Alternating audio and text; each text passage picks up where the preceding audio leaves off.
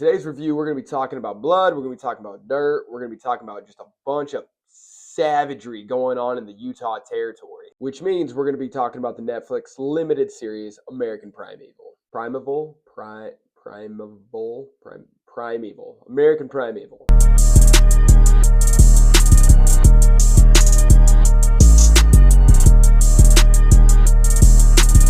But before we do all that, I gotta fix the fact that I got an empty glass here. So let's go ahead and make us an American Primeval cocktail. This motherfucking internet, man. Upside Damn. down, I be scrolling. upside Go. down, Then go. I be scrolling. upside down, Then go. I was checking on my phone while I'm stretching on my backbone. What's up with this timeline? Now here's our cocktail. We are calling this the American Primeval Blood and Dirt. And to really drive home the essence of this show, I think we gotta give it one more little tweak. And we're gonna give me a second. We're gonna smoke this bastard. There were quite a few things on fire in this show, including campfires, torches, villages. Just nothing was off limits when it came to fire. This is my fancy pantsy smoke gun. Pew pew pew. Pew pew pew. Here we go. Nope. Nope. I know better. My wife informed me that if I set off the smoke alarm one more time while everyone is sleeping, that I would be murdered. And voila. Oh, that's so beautiful. I grabbed this stick from outside and, I don't know, smoke it a little bit. And this is the blood and dirt. Except for the stick being in my face, that's pretty goddamn tasty. Now, as I mentioned before, American Primeval is a limited series on Netflix, meaning the series is limited. There are not multiple seasons coming out. One time, all the way through, you get the whole story. Now, in talking about the show, I'm going to tell you right now, there's some big fat spoilers coming. I will also give you this little warning.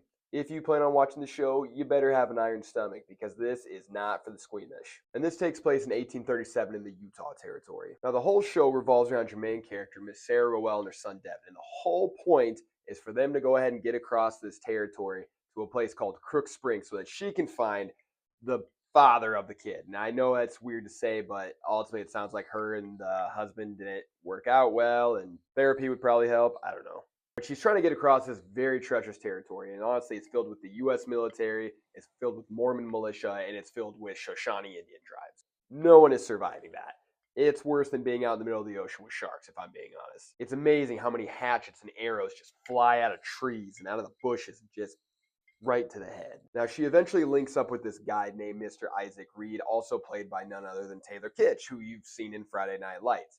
He is this rough and tough and very troubled man who's basically been living off the land. He used to live with the Indians, and he's just kind of got this dark past that you really don't know a whole lot about until later on in the show when you find out that he's had a very hard life. So on top of them traveling across this brutal countryside, you also find out that your main character, Sarah Rowell, is actually Sarah Holloway. She has murdered her husband back east and is now wanted for said murder. And there's a huge bounty on her head. So now really bad men are after her to try and collect this said bounty. On top of that, her son's got a gimp leg, and it's really hard to get around with him. You don't want to place blame on how slow they move, but if you had to look at someone, it's... Now, there's so many storylines going on this show. You have the U.S. military who's trying to essentially keep the land protected by the President of the United States. You got the Mormons who essentially just want to find their own pocket of land so they can kind of build their own colony and ultimately just create their own power structure amongst the people. But the U.S. government doesn't want that because then they're going to have an all-out civil war, and basically they got to stop each other. On top of that, you still got the Shoshone Indians who are just like, guys, we were here first. Can y'all just fuck off?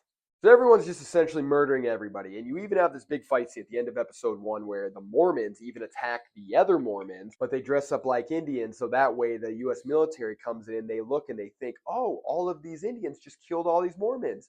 Let's go get revenge. So you have this mind fuck of just who's killing who and who's to blame for what and why is everyone doing this? And ultimately, it's just a huge power struggle. So you also have Fort Bridger in this show, which is run by a man named James Bridger, who he built it. He's created it into what it is. And it's this big, beautiful trading post for everybody to come and do what they did back in the day and essentially trade pigs and pelts and whatnot. In steps Governor Brigham Young.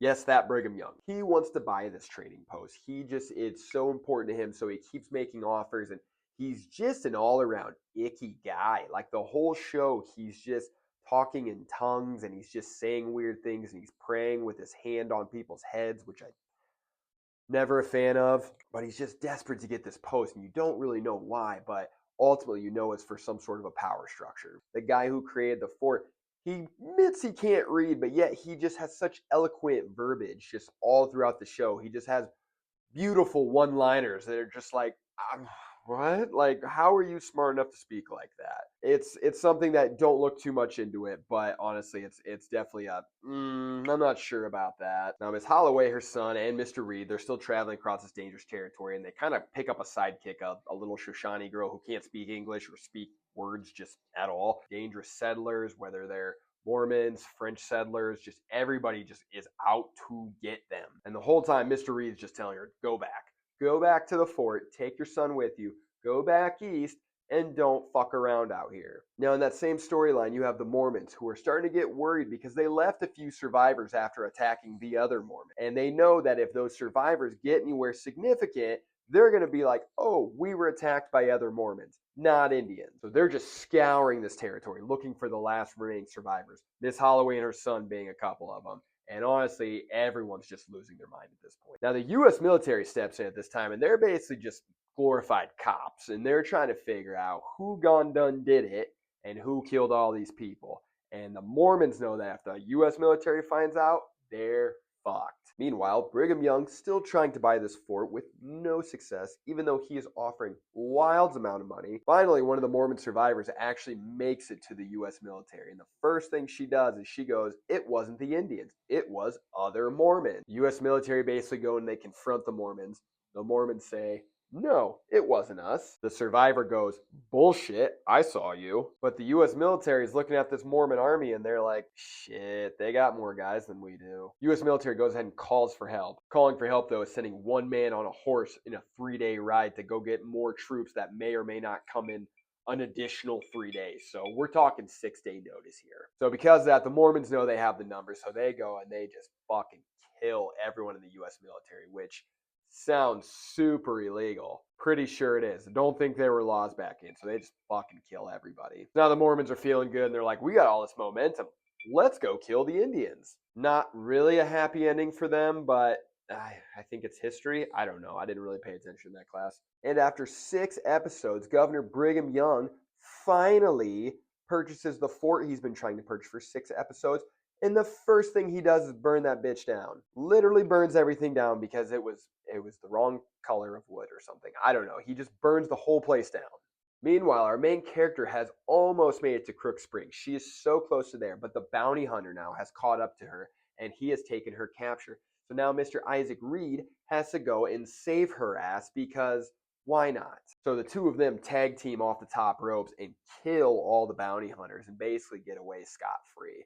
So it seems like it's going to be a happy ending, and they're right to the point where they're about to get to where they need to be. They decide that they're also in love because, of course, they've been traveling for all of 2.5 weeks now, and they decide, I've never met anyone like you in this treacherous territory. Plus, you've saved my life like 6 times from bears and bounty hunters and wolves and just little French girls that, I think I'm in love with you. Mr. Reed, though, ultimately decides that he is a man who lives on his own, so they decide to part ways, and you think, oh, this is going to be a really sad ending. I just want them to end up together. Of course, though, one of the bounty hunters has survived. He's come back for Mrs. Holloway, so there's a big gunfight at the end between Mr. Reed, the bounty hunter, Miss Holloway, and ultimately, Mr. Reed ends up dying. He gets shot right in the tum-tum. But in the end, the death kind of feels meaningful because he did save her and her son, and he got to them where he needed to be. And you're sad in the moment, but at the same time, it's kind of one of those areas in the story where, what would have actually happened? Like, they either would have parted ways or they would have ended up together like some sort of a shitty rom-com. I don't know. From there, Miss Holloway and her son decide, you know what? We don't actually need to go to Crook Spring anymore. We're going to keep galloping on to California, which is another, insanely long, but you're meant to think that it's a happy ending because they're just going to keep on riding on to California, just the two of them, and you smile, but then you're like, they're dead. they're probably dead. The show was savage. It was ruthless. Honestly, there was so much blood and there was so much violence in it. I honestly didn't even give you guys the good gritty bits. I thought the show was great. Honestly, I thought they did a fantastic job telling each and every individual story and then bringing them all together and interconnecting them the way that they really needed to make sure that you understood just how wild this territory was in 1837. Definitely one you can't take your eyes off the screen, though. You need to watch and pay attention to each individual episode because otherwise you're going to miss some shit. And that's one of those things that I know in this day and age, everyone wants to play on their phone while they're watching TV. So it's a little bit tricky. Hopefully, you guys take the time to watch the show. Hopefully, you guys enjoyed the video. Let me know what other movies, TV shows I should be watching. Until then, see you next time.